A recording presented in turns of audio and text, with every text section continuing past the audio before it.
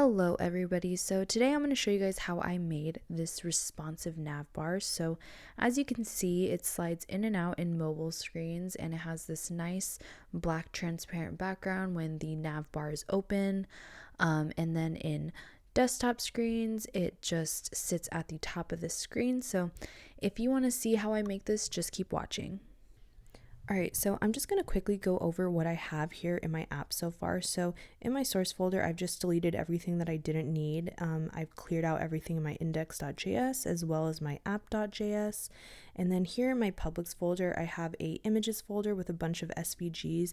And if you want to download these, you can get them from Hero Icons or you can get them from my source code. So I'm just going to close this up. And I'm going to go to my source folder and I'm going to create a components folder. And in this components folder, I'm going to create a navbar folder. And in this navbar folder, I'm going to make a navbar.js and a navbar.css. And then I'm going to add some boilerplate code with RAFCE. And then I'm just going to delete this because I don't need it. And then I'm going to come back here into my app and I'm going to import the navbar.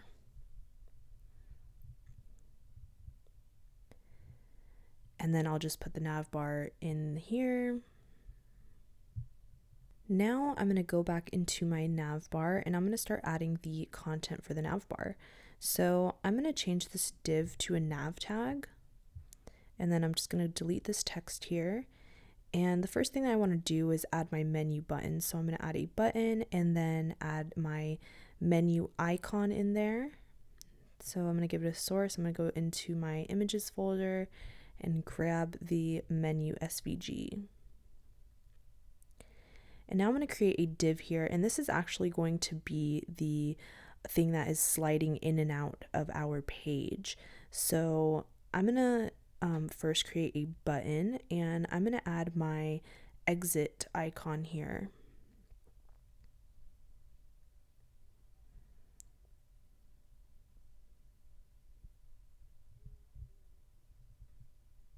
And then after that, I'm going to add a UL with an LI, with a few different LIs. This one is going to be for the home, and usually I would add links, but I'm just going to keep it simple. So this will be home, and I'm going to add a image for the home icon.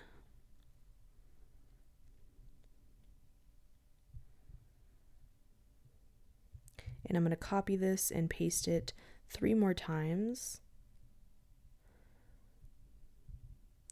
And then this one will be for the messages. So I'll put the message icon and then put messages in here. And then in here, I'll put a bell icon for notifications.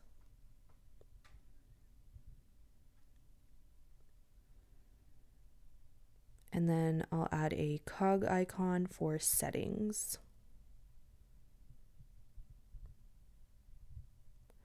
All right, so this is pretty much all we need for right now. So now I'm going to go into my index.css and I'm going to reset my styling. So I'm going to select everything with an asterisk and set the margin to 0, padding to 0, and box sizing border box. And then I want to remove the default styling for buttons, so I'm going to give it a background color of transparent, and then a border of none. And I'm going to take the list style off of the LI, so list style none.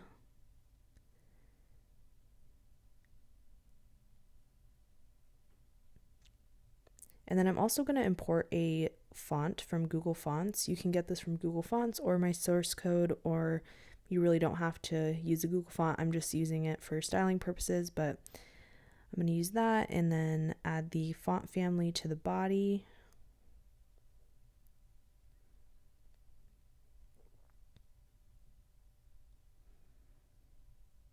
All right, so now I'm going to go back into my navbar.css and I'm going to start styling the navbar. So the first thing that I'm going to do is size the images in the buttons, and I'm going to give them a width of 2 rem, or 2.5 rem, sorry. And then I'll style the images in the LIs, and then I'll give them a width of 2 rem.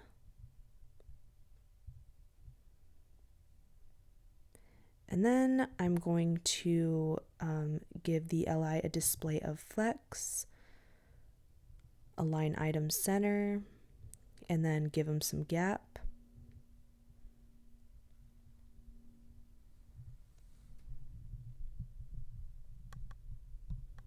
And then I'm also going to give it a font size of 1.2 rem. And then I'm going to style the UL, so I'm going to give it a display of flex, give it a flex direction of column, and then some gap.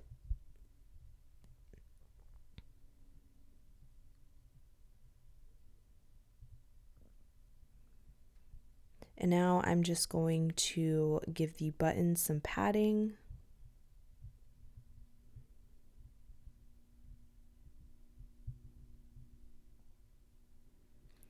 And now we want to make this whole div right here positioned to absolute, because like I said, this is going to be the part that's sliding in and out. So I'm going to select the div, give it a position of absolute, top 0, and then I'm going to give it a background color. I just found this color online. And then I'll give it a height of 100%.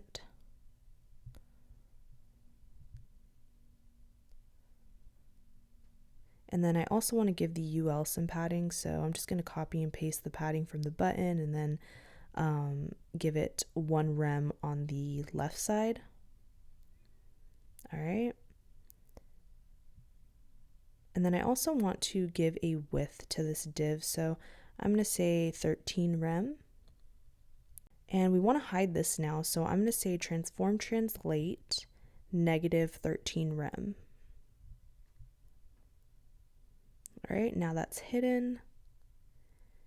Now we want to add a active class that shows this div again. So I'm going to say nav div.active, and then we're just going to do transform translate x, and then put 0 in there. So it places it back to where it was to start with. And then I'm going to give the div a transition of 0.5 seconds. And now if I go back into my nav and I add this class here, it slides out. All right. So we want to make a button. We want to make it to where the buttons make this slide in and out. So I'm going to import use state up here.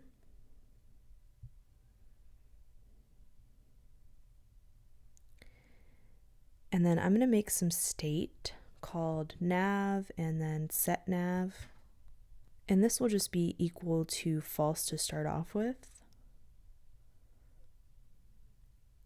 And then I'm going to make a function down here called toggle nav. And this will just set the nav to the opposite of what it currently is. So if it's true, it'll become false. If it's false, it'll become true. And then I'm going to come down here to my div and add this nav class. And I'm going to say, if nav is true,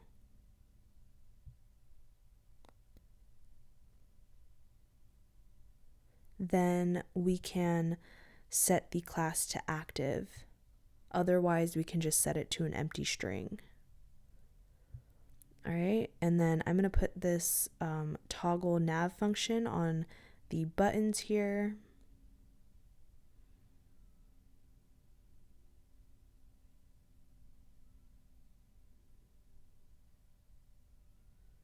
And now when I click on the buttons, it slides in and out.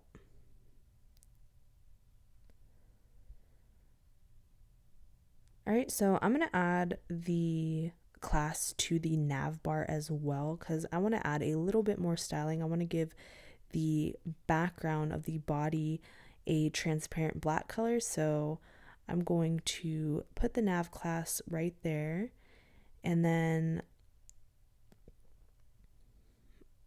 I'll select the nav up here, and I'll say if it has an active class, I'm going to do a before, and then I'll set the content to an empty string.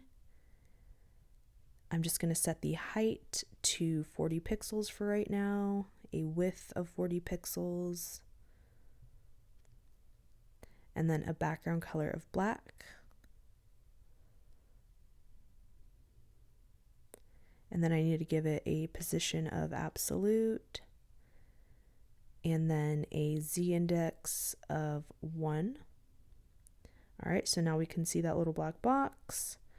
And now I'm just going to give this a width of 100%, a height of 100%,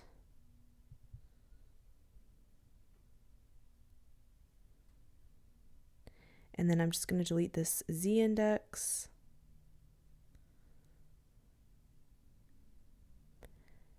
and give this some transparency.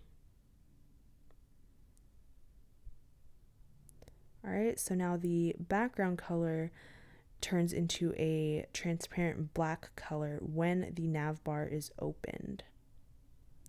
So now if we want to make this responsive, we can add a media query, and I'm just going to say min width 1000 pixels.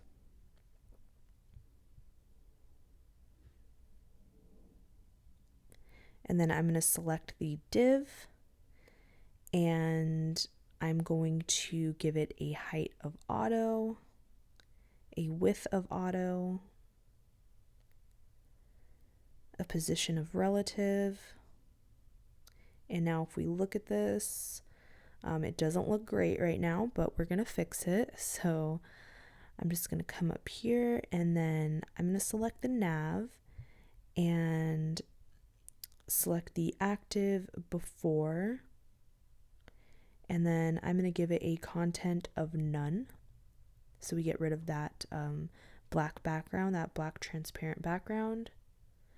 And then I'm going to select the button and give it a display of none, both of the buttons.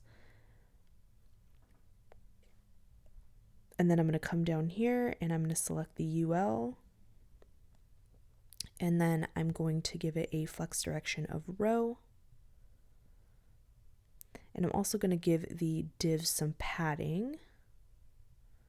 All right. And then I want to give some more gap to this UL, so I'll say 3 rem.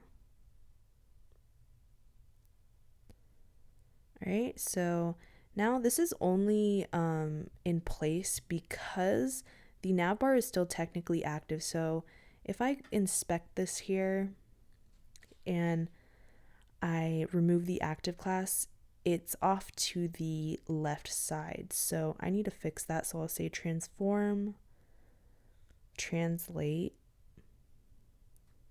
0. And then I'll give it a transition of none. And now everything should be working.